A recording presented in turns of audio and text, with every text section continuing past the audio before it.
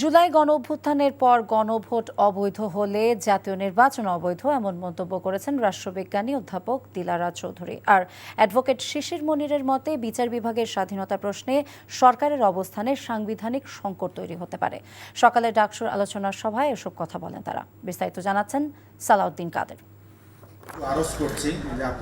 সংবিধান ও সংস্কার, নতুন বাংলাদেশ নাকি পুরনো ফ্যাসিবাদ শিরোনামে আয়োজিত আলোচনা সভার আয়োজন করে ঢাকা বিশ্ববিদ্যালয় কেন্দ্রীয় ছাত্র সংসদ ডাকসু। সভায় অংশ নেন শিক্ষাবিদ, আইনজীবী, রাজনীতিবিদ সহ অনেকে। এটা হলো একমাত্র ধারা যেখানে এই সভরেন শব্দটা ব্যবহার করা হয়েছে। বক্তারা বলেন, দেশের সবচেয়ে বড় সমস্যা হচ্ছে শান্তিপূর্ণ ক্ষমতা হস্তান্তর, মানবাধিকার ও দুর্নীতির লাগাম টেনে ধরা। এজন্যই সংবিধান সংস্কার প্রয়োজন।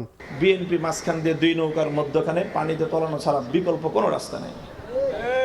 আমরা সর্বশেষ বিএনপির প্রতি এই শুভকামনা জানাচ্ছি, সৎ পরামর্শ দিচ্ছি, এই আত্মঘাতী পথে তোমরা চলো না।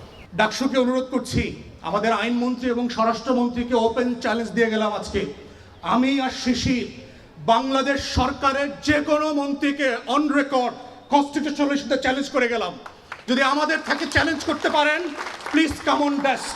আমি আর শিশির বাংলাদেশ সরকারকে চ্যালেঞ্জ করে গেলাম on constitution. Please come to talk about the constitution and history.